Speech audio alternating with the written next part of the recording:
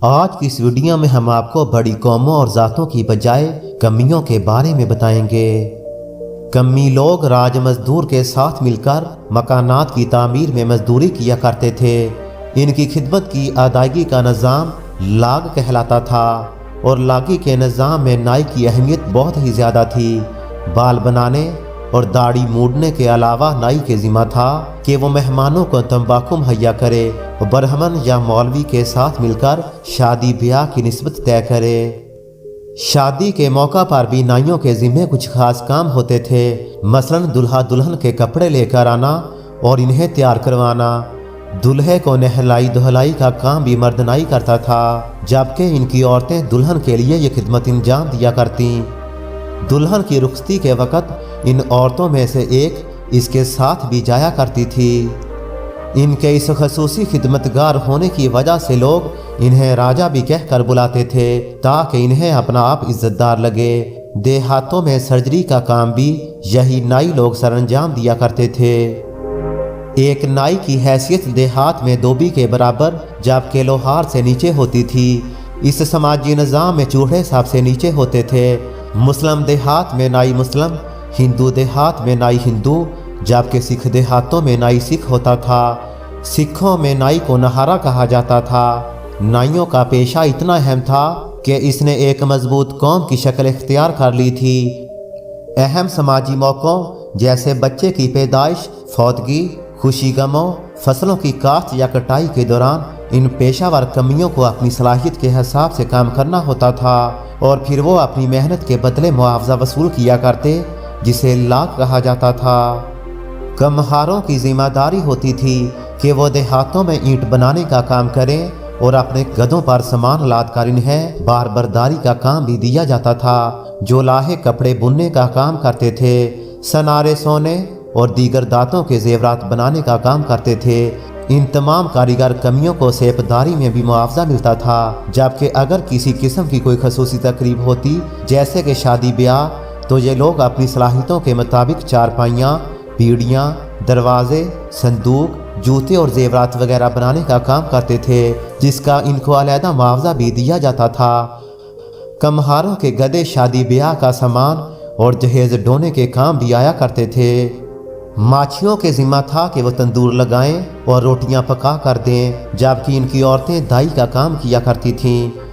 جو لاہے کپڑا بننے کا کام کرتے تھے، پینجوں کے ذمہ تھا کہ وہ کپاس کو پینجیں اور اس کے بستر بنائیں۔ نت پراندے بنانے اور بید کی لکڑی سے گھر میں استعمال ہونے والی دیگر چیزیں مثلا مرغیوں کو بند کرنے کے چھپکو بنانے کا کام کرتے تھے۔ ملا کے ذمہ کشتی چلانا ہوتا تھا۔ ماشکی اور کہار بھی دو پیشے تھے جو پانی پلانے، پہنچانے اور عورتوں کو لے کر آنے جانے کا کام کرتے تھے۔ دھوبی کے ذمہ تھا کہ وہ گاؤں کے لوگوں کے کپڑے دھوئے۔ قصبوں اور شہروں میں بھی یہ پیشہ بہت آمدنی والا تھا۔ دھوبی اپنے گدھوں پر گھروں سے گندے کپڑے اکٹھا کرتے اور گھاٹ پر لے جا کر دھویا کرتے تھے۔ پنجاب کے سماج میں انتہائی نچلے درجے پر چوڑے اور مسلے ہوا کرتے تھے۔ یہ قصبوں اور دیہاتوں میں صفائی اور مویشیوں کی دیکھ بھال کا کام کرتے تھے۔ کھیتوں میں مزدوری بھی انہی لوگوں کے ذمہ ہوتی تھی اور یہ زمیندار سے ہر شش ماہی پر اپنی خدمت کے بدلے سیپی کے تحت معاوضہ بھی لیا کرتے تھے۔ سکھوں میں اس قبیلے کے لوگوں کو مذہبی اور اگریتا کہا جاتا تھا۔ یہ لوگ شودروں اور مسلیوں سے ہی سکھ مذہب میں داخل ہوئے۔ سکھوں کے گروہ تہیج بہادر کے حکم پر یہ لوگ اپنے بال بھی بڑے رکھتے تھے اور ان کی کافی تعداد سکھ فوج میں شامل بھی ہوئی۔ اس قبیلے کے وہ لوگ جو رام داسیہ کہلاتے تھے، انہیں سکھوں کے گرو رام داس نے سکھ مذہب میں شامل کیا تھا۔ یہ دیہات میں بیگار کرتے تھے۔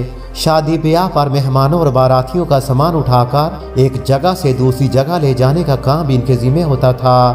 تقریبات کے لیے استعمال ہونے والے جنجگھر کی دیکھ بھال اور صفائی کا کام بھی انہی کے ذمہ ہوتا تھا۔ درزی کپڑے سیتے، راج مزدوروں کے ذمہ مکانات کی تعمیراتی کام ہوتا تھا۔ نائی بال کاٹنے، داڑھی مونڈنے، مسلم دیہاتوں میں ختنے کرنے اور پیغام رسانی کا کام کیا کرتے تھے۔ کمی اگرچہ زراعت کے کام میں براہ راست شریک نہیں ہوتے، مگر ان کی بنائی ہوئی اشیاء کو زراعت میں بنیادی اہمیت حاصل تھی۔ तरखान काश्तकारी के दिनों में हल बनाने, मरम्मत करने और कुएं के पहिए बनाने का काम करते थे, जबकि लोहार दरांती का फल बनाने, कस्सी बनाने, फावड़ा और कल्हाड़ा बनाने का काम करते थे।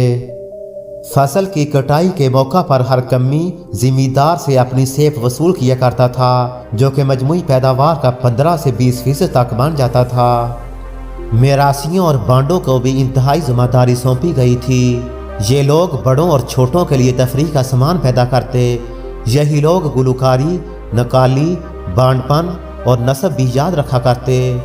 बाट और चरान हिंदू माहिर इंसाफ थे, जो कि शादी ब्याह और दीगर तकरीबात के मौका पर अपने मालक का नस्ब पढ़ के सुनाया करते थे।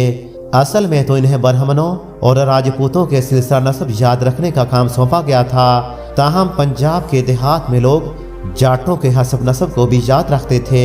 ये खुद को ब्राह्मणों की औलाद कहा करते थे। ये बाट हमेशा ही हिंदू हुआ करते, चाहे इनके गाक मुसलमान ही क्यों ना हो।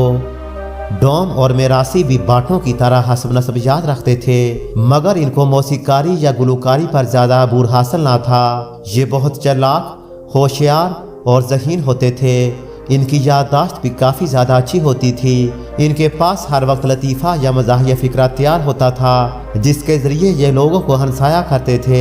शादी ब्याह के मौका पर आते और दुल्हा दुल्हन के हसब नस्ब की शान बयान करते थे। अगर इनकी सही खातिर मदारत ना होती तो ये लोग फिर इन वारदातों और किस्सों का हाल सुनाते जो दुल्हा दुल्हन के बुजुर्गों ने अंजाम दी होती। डोम हिंदू होते थे और ये अमृतसर और लाहौर के इलाकों में आबाद थे। मेरासियों के तमाम कबीले मुसलमान थे। लफ्ज़ मेरास अरबी ज़बान से निकला है, जिसका मतलब है तरका। पंजाबी ज़बान में यह इन लोगों के लिए इस्तेमाल हुआ जो लोग वफात पा चुके होते, लोगों की कहानियाँ याद रखते। इसके अलावा हंसी मजाक और किस्सा गोई भी कर लेते थे। इनके किस्से बाज़ एकात फहश हुआ करते थे। ये ढोल और शहनाई भी बजाया करते। इन्हें शादियों पर बुलाया जाता था, जहाँ ये लोग मेहमानों और मेज़बानों से हंसी मजाक किया करते। इन्हें मज़ाहिया जुमले बोलने में महारत हासिल थी। ये हर वक्त मजाक किया करते।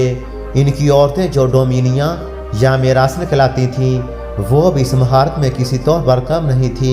ये औरतें भी शादियों पर गाने गाया करती, जो अमूमन मेहमानों के लिए लुत्फ़ का बायस बनता था। बाज़ मेरासी रबाब भी बजाया करते थे। उन्हें रबाबिया के नाम से पुकारा जाता था। ये गुरु ग्रंथ साहब के मजहबी गीत पढ़कर सुनाया करते थे। बड़े बाल रखकर सिखों जैसा हुलिया अपना लिया करते। पेशावर मजाकियों का एक और गिरोह भी था, जो खाना बदोश कहलाता था। ये लोग शहर शहर घूमते रहते और हफ्ता 10 दिन के लिए कहीं ठिकाना कर लेते। इनमें मुख्तलिफ तरह के फनकार भी थे, जो अपने शोबते दिखा कर लोगों को खुश किया करते। इन लोगों में बहरूपिये, बाजीगर, कलंदर, किस्सागो और नाटकीय शामिल थे। बहरूपिया बेस बदलकर लोगों की महफिल में आ जाया करता और फिर ऊंची आवाज़ में डरा धमका कर इन्हें खौफज़दा करने की कोशिश करता था। इसने झूठ मूठ की छुरियां भी अपने जिस्म में घुसा रखी होती थीं और तमाशा ख़त्म होने पर लोगों से पैसे मांगा करता था। बाजीगर रस्सी पर चलने के करतब दिखाया करते थे। बाजीगर फारसी ज़बान का लफ्ज़ है, जिसका मतलब होता है खिलाड़ी। कलंदर वो तमाशागार था जो बंदरों और रीछों का तमाशा करते थे। जे लोग डुगडुगी बजा कर लोगों की मतवज्जा करते थे। जहाँ भी लोग इकट्ठा होते, इन्हें तमाशा दिखाने लग जाते। तमाशा देखने के बाद लोग इन्हें पैसे या जिन्स की शक्ल में बख्श दिया करते थे। कलंदर हमेशा मुसलमान ही होते। सांपों से तमाशा दिखाने वाले सपेरे भी कहलाते थे। उन्हें ये फन अपने अजदाद से सीखा होता था। ये लोग जंगलों में निकल जाते, वहाँ बीन बजाते। सांप बीन की आवाज़ सुनकर चले आते थे। फिर ये लोग इन्हें पकड़ लेते। सांपों को पकड़ते वक्त एक कसम खाई जाती कि इसे नुकसान नहीं पहुँचाया जाएगा, और ये बात भी कि एक ख़ास मुद्दत के बाद इन्हें छोड़ दिया जाएगा। इस अहद को मजहबी ज़िम्मेदारी समझकर पूरा किया जाता।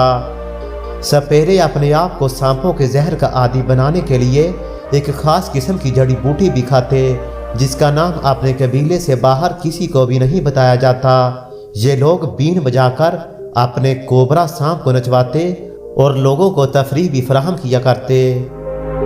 उम्मीद है दोस्तों, कमियों के बारे में हमारी आज की यह वीडियो आपको पसंद आई होगी। वीडियो अच्छी लगे तो इसे लाइक और शेयर ज़रूर कीजिए। अब तक के लिए दिलचस्प मालूमात चैनल में इतना ही। بلال احمد کو اجازت دیجیے۔ اللہ حافظ۔